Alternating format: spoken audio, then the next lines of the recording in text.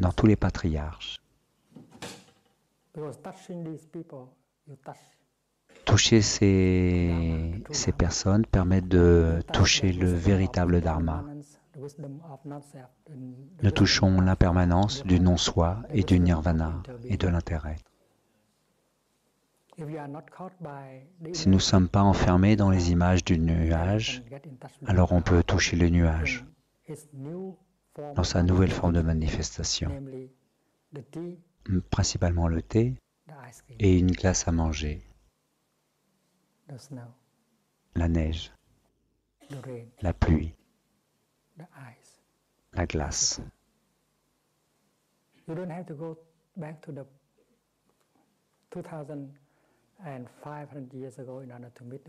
On n'a pas besoin de revenir 2500 ans en arrière pour rencontrer le Bouddha. Parce qu'il n'est pas comme on l'a imaginé. On peut le rencontrer tous les jours à travers la méditation, marcher. Ça ne demande pas beaucoup de pratique et beaucoup d'efforts, pas du tout. C'est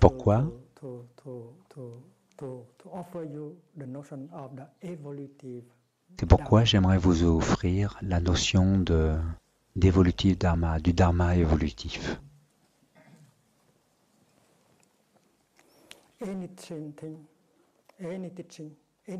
Tous les enseignements, toutes les pratiques peuvent nous aider à nous calmer, à voir plus clairement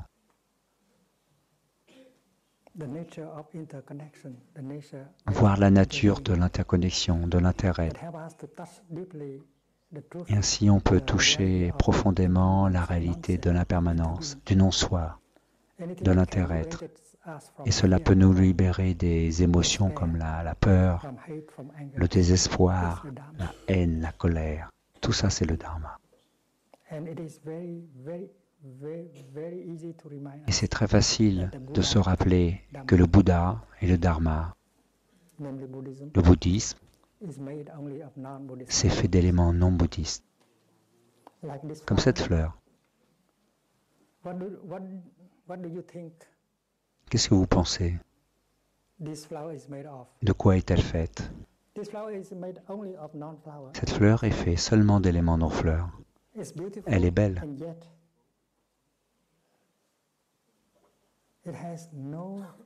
Et elle n'a pas de soi. Elle est faite du soleil, du jardinier, des graines, de la terre, etc. Le bouddhisme n'est pas fait d'éléments bouddhistes. Si vous savez comment mettre ensemble des éléments non bouddhistes d'une manière habile, alors c'est ainsi qu'il faut faire. Si vous êtes en Afrique, il faut prendre des éléments africains pour enseigner le bouddhisme. Si vous êtes en Écosse, on doit prendre des éléments d'Écosse pour faire le bouddhisme. Aux États-Unis, en Amérique, on doit prendre des éléments de la culture, de là où on est, pour faire le bouddhisme. Pas besoin de prendre des éléments du Japon, de la Chine, du Tibet, du Vietnam.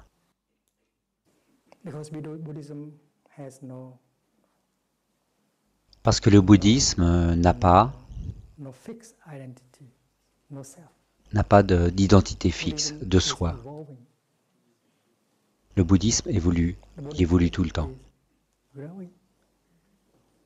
L'arbre de la Bodhi pousse, croît.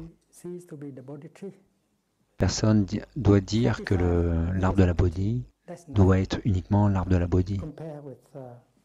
45 ans d'enseignement, c'est rien du tout par rapport au temps que j'ai eu.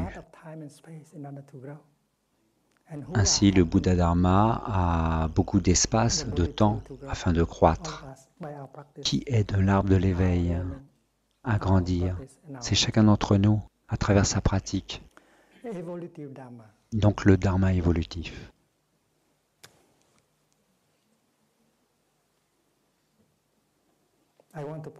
Je voudrais proposer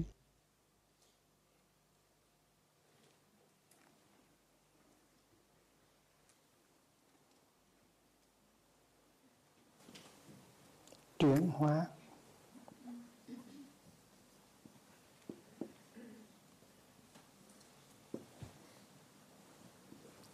The combination of phát triển and tiến hóa. Phát triển means developing. Ce sont les termes en vietnamien. Ça veut dire se développer.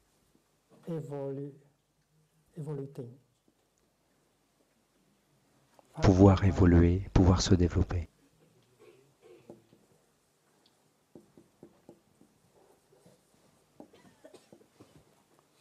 When we want to use the word living Dharma, on veut utiliser le terme dharma vivant. Because we cannot use the Hoat Phật. That is why I propose. On ne va pas utiliser l'autre terme. Sinh động.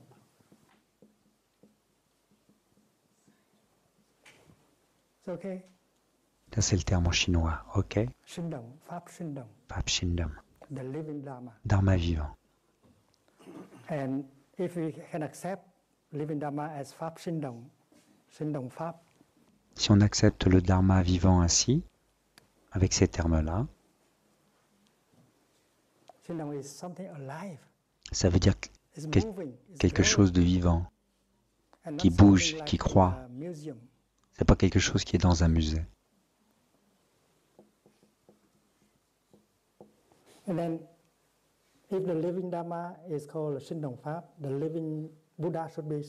Alors le Bouddha vivant sera appelé avec le terme chinois signalé. Hein? Et bien sûr, nous avons la Sangha vivante. Elle est vraiment vivante. Elle n'est pas attrapée, elle n'est pas enfermée dans une forme. Elle va évoluer dans la société dans laquelle elle est. Elle va dépendre de la société dans laquelle elle est. Elle sera toujours vivante. Elle a le Bouddha vivant à l'intérieur. Elle a le Dharma vivant à l'intérieur. Une Sangha devrait toujours être une Sangha vivante. Elle est très créative.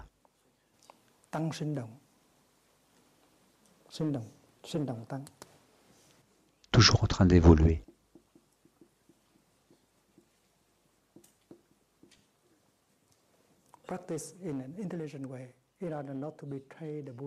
On doit pratiquer de manière intelligente, de manière de ne pas trahir le Bouddha et le Dharma. Si on est attrapé dans des vues, si on est enfermé dans des vues, alors nous sommes des fondamentalistes et nous trahissons le Bouddha, nous trahissons Jésus-Christ.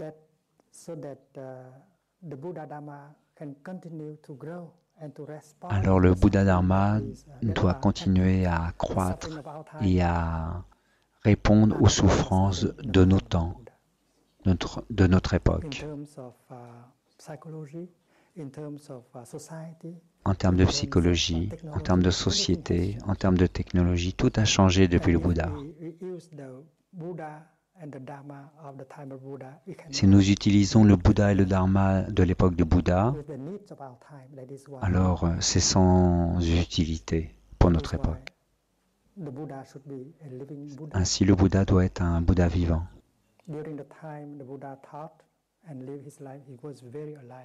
À son époque, ce qu'il disait était très vivant, correspondait à l'époque. Son dharma aussi était complètement vivant. Ce n'était pas des dogmes, pas du tout. Ce n'était pas des doctrines rigides, pas du tout.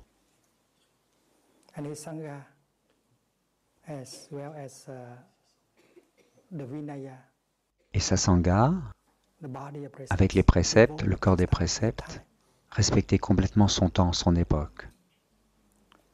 Le Bouddha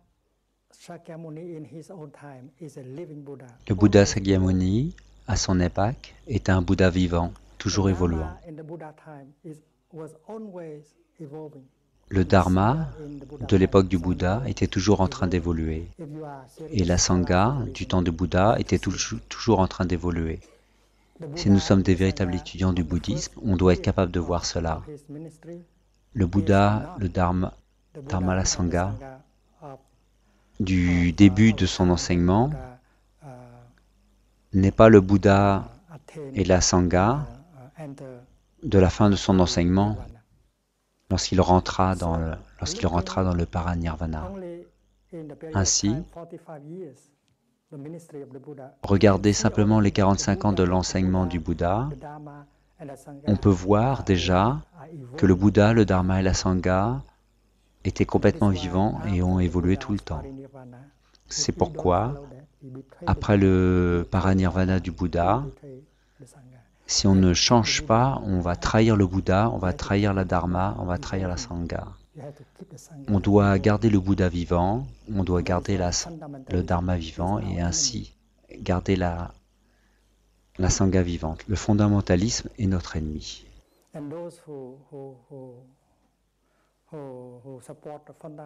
Et ceux qui sont des fondamentalistes, en fait, pensent être pleines de foi envers le Bouddha et Jésus. Et en fait, ils bloquent l'évolution, ils bloquent le chemin d'évolution.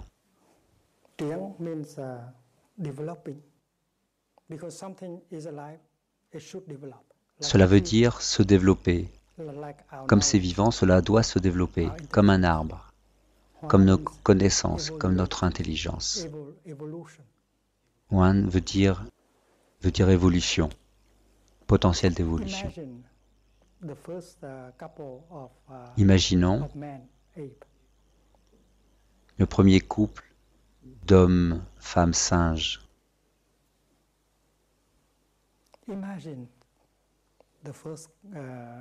Imaginons ce couple vivant il y a des millions d'années. Ils ne portaient aucun vêtement. L'homme et la femme n'avaient aucun vêtement.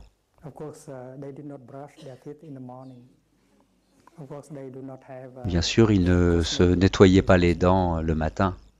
Ils n'avaient pas de cosmétiques non plus. Ils ne parlaient pas beaucoup. Ils n'avaient pas de langage, pas un langage tel que nous avons maintenant.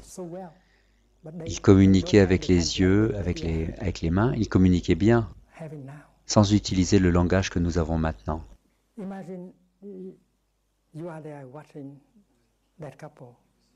Imaginons que nous sommes là en train de les observer. On les regarde vivre, on les regarde dans leur environnement, on les regarde survivre. On regarde leurs moyens de communiquer qui sont très très différents que maintenant. Ils n'utilisent très peu de mots. Si on devait leur parler, on serait incapable de leur parler. S'ils comprendraient aucun de nos mots. Ils n'ont pas appris le vocabulaire que nous avons. Tout ce qu'on peut faire, c'est les observer et deviner ce qu'ils pensent. Ils ne vont pas nous dire ce qu'ils ont dans l'esprit. Il y a 2600 ans, le vocabulaire de l'époque du Bouddha n'était pas le vocabulaire que nous avons maintenant. Les connaissances physiologiques, spirituelles, les connaissances qu'il a enseignées viennent de sa vision profonde, de son éveil. Maintenant, la communication a beaucoup évolué. Nous avons un nouveau langage. Et nous pouvons utiliser ce nouveau langage pour expliquer le Bouddha et le Dharma aux personnes de notre époque.